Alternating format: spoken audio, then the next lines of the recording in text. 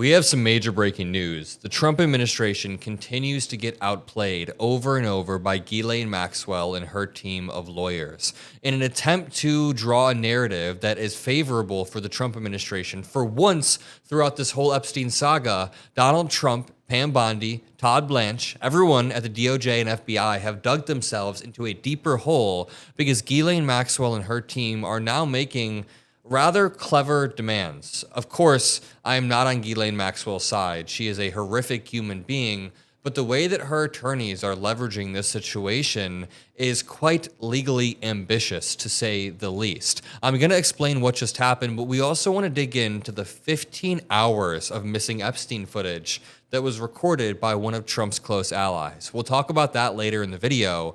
We even have a trailer of Epstein being interviewed by one of Trump's close allies. We'll dig into it all, but let's just start with the most immediate news because it's urgent. Breaking, says Yashar Ali. Ghislaine Maxwell's attorney says she will invoke her Fifth Amendment rights during a forthcoming congressional deposition unless she is granted immunity. Think about the leverage play that comes with that. Her attorney, David Oscar Marcus, adds that if Maxwell receives clemency from the president, she would be willing to testify openly in public. She's trying to manipulate Donald Trump and his own ego to get off, to get clemency. Insane. So just to break this down, Ghislaine is refusing to say anything before Congress. She will just invoke her Fifth Amendment right repeatedly, which she can do. That protects individuals from being forced to testify against themselves. And it means that if Congress tries to question her under oath, she can effectively stay silent unless she's guaranteed that nothing she says can be used against her in future prosecutions, that she can incriminate whoever she wants, say whatever she wants, unless she's found to lie under oath. So just to back up, in legal terms, it feels like a trap for the Trump administration. Maxwell is invoking the Fifth Amendment unless Congress or the president offers her something in return. She's not going to talk unless she gets something. She's using the leverage that, Trump wants her to say something. Congress, Republicans in Congress want her to say something, anything to exonerate the president for his crazy behavior. So she's trying to use the leverage she has, they want her to say anything, to get either clemency or immunity from future prosecution from Trump or Congress. If she gets either one, she will testify publicly. But let's be more clear about what that means. It feels like a power move, or I don't want to call it a power move because she's a disgusting human being, but it's like a leverage point. It is a leverage point that is used to back congressional Republicans into a corner. They want answers, they want closure, but it's like a poison pill for Congress to grant her full immunity or Trump to grant clemency. And what makes this even more revealing is what Trump hasn't done. He has not said that he won't pardon her or won't offer clemency. In fact, he has intentionally left it vague. I'm sure you guys have seen the clips over and over of Trump going, I could do it. I could do it if I want to. I could pardon her if I want to. That's not the question anybody's asking. It's, are you going to pardon her? Not, can you pardon her? We are aware of his rights. And this brings me on to the tapes.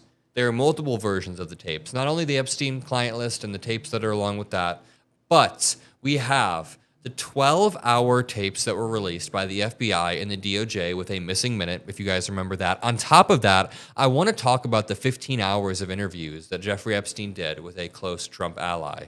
Make sure you're subscribed to the Adam Mockler feed below, and let's jump in. And really quickly, this is important. The United States is supposed to be the land of the free, but how free are we if the government can secretly monitor our messages, track our search history and location, and even buy your private data? Right now, with Trump's control of the NSA, the FBI, and other big tech, his surveillance machine is more powerful than ever. So in order to fight back, I've been using a free service called Proton Mail. Proton was created by scientists who met at CERN, determined to build a better internet. They started this in Switzerland because Swiss privacy laws are tough, even tougher than the US, and now Proton Mail can protect your privacy with end-to-end encryption in a tough way. No one, not even Proton, can read your emails. With Proton Mail, again, it's free, and you don't have to worry about Section 702 surveillance because your information stays secure encrypted, and out of the hands of big tech. I love Proton Mail. I use Proton Mail because I refuse to let the government treat my privacy as optional. It is effortless to switch over, especially if you're using Gmail. And if you switch over, there are a bunch of features like Proton VPN, Proton Drive, Proton Pass, and more, all designed to give you total control over your digital life. So go sign up below. Seriously, it's completely free, and you can join the over 100 million people who've already chosen Proton Mail. Go to proton.me/Adam or click the top link below. Take your privacy back today. It's free. Thank you to Proton Mail for making this video possible, and thank you to you all. Huge thank you to the sponsors who make these videos possible, and let's just rip this. This reads, Steve Bannon's Secret Epstein Videos, The Tale of the Tapes. He says it's a documentary, but the 15 hours of footage Bannon shot with Jeffrey Epstein were reportedly training for a 60-minute style redemption tour. Steve Bannon, Trump's close advisor, longtime ally, got fired by Donald Trump around the same time that Jeffrey Epstein was frozen out of the Trump orbit. So as both of them were frozen out of the orbit, they were kind of angry, and they bonded over that. They became friends behind the scenes, and then they were planning a redemption tour for Epstein, where they sat down and they did interview after interview after interview. We have the trailer for this, the trailer that they put together for all of this. But for some backstory, this reads, like just about everybody else these days, Steve Bannon has been pounding the table for the release of the Epstein files, blasting the disgraced financier as a globalist child molester and calling for full public transparency.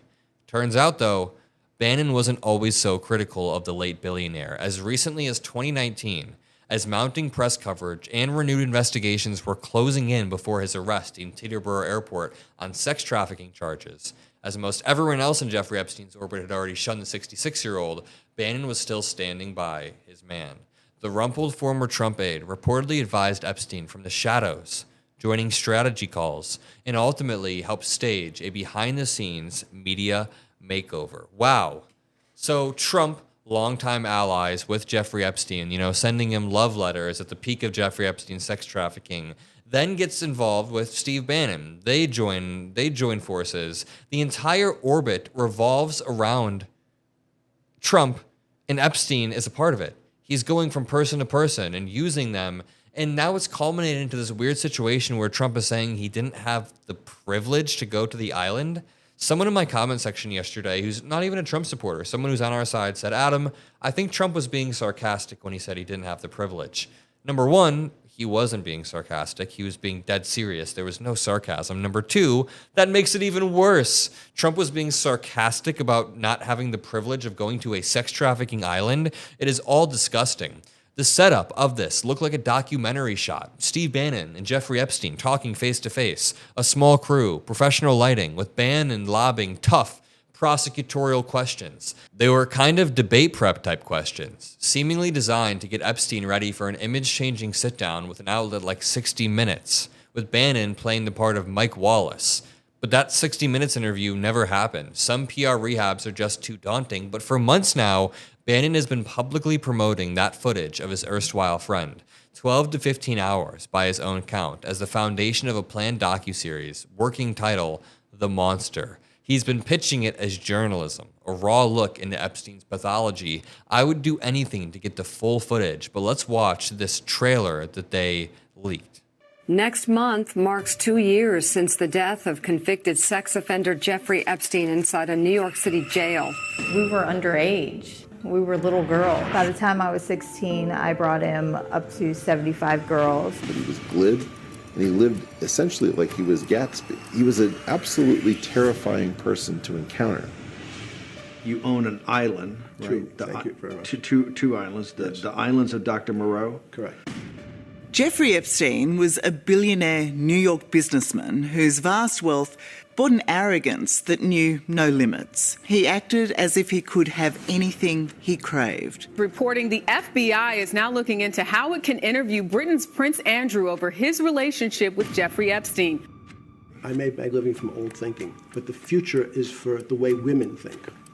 The way women think. That's correct. Is that not a sop because of all the depravity you've done against young women, and your new sop is that their women's thinking is the future? No, I've always believed that women would in fact be able to take over. I'm a firm believer and supporter of Time's Up. This is just awful. So, as I was reading the reporting, a big part of this interview is framing Jeffrey Epstein as a big supporter of Me Too. In 2019, the Me Too movement was taking over in politics. It was like sort of new wave feminism. And Jeffrey Epstein was trying to capitalize off that in a slimy political way. Steve Bannon, I'm sure, masterminded it because Steve Bannon is a clever political strategist. So, I mean, you see in that a little bit of a hint of them talking about the Me Too movement. Isn't it weird for you to support that? It's all a political stunt. Jeffrey Epstein is an absolute freak. And look at, he's so poorly media trained. Look at is the future? No, he looks like Walter White in season 5 of Breaking Bad after he's already caught and he's got that big scruffy beard. Like, just give it up at this point. He did give it up. USOP is that their women's thinking is the future? No, I've always believed that women would in fact be able to take over. I'm a firm believer and supporter of Time's Up. Great answer. Federal prosecutors said yesterday video of Epstein's jail cell when he made his first suicide attempt no longer exists. And Jeffrey Edward Epstein? Have you ever been convicted of a crime? Yes. Epstein got away with his crimes because nearly every element of society allowed him to get away with them. This morning, we're learning new details of the exact cause of death of former registered sex offender and financier Jeffrey Epstein. The greatest threat to people put in solitary confinement is they try to kill themselves. Imagine that. You're only in a room for 24 hours, you start to go crazy. The monsters. Epstein's life among the global elite. Steve Bannon acts like he was going to expose the global elite that covered up the Epstein client list and the case, yet he is now part of that elite. He is now helping cover up literally the interviews that he did with Epstein, and also helping the Trump administration tangentially cover up the plethora, all of the evidence that is out there. According to author Michael Wolff, who was there for the first taping and then reviewed transcripts of others, and who first revealed the existence of these tapes in his 2021 book, Too Famous, according to him, the point wasn't exposure. It was to spin everything. There's no question the tapes were media training, said Michael Wolff. Michael Wolff is also the journalist who recorded a lot of the tapes of Epstein saying Trump is his best friend for years. Quote, and there's no possible way Epstein would have signed off on them being used in a documentary. So Steve Bannon is actually being a slippery liar in multiple ways, because not only is he covering up the tapes, but he then advertised the tapes as some like exclusive documentary of Epstein. But Epstein, when he was alive, thought these tapes were being recorded to be destroyed after. They were just prep, essentially. I guess that's what Epstein gets. I mean, how does it feel to be recorded without your consent and having the tapes used? Bannon, who did not reply to repeated calls and emails, has past denied Wolff's account and reports of his friendship with Epstein. But you can't deny it anymore. You can't deny it when we have videos of you guys sitting down face to face very, very clearly. I mean, this reads, Steve Bannon's secret Epstein videos, the tale of the tapes.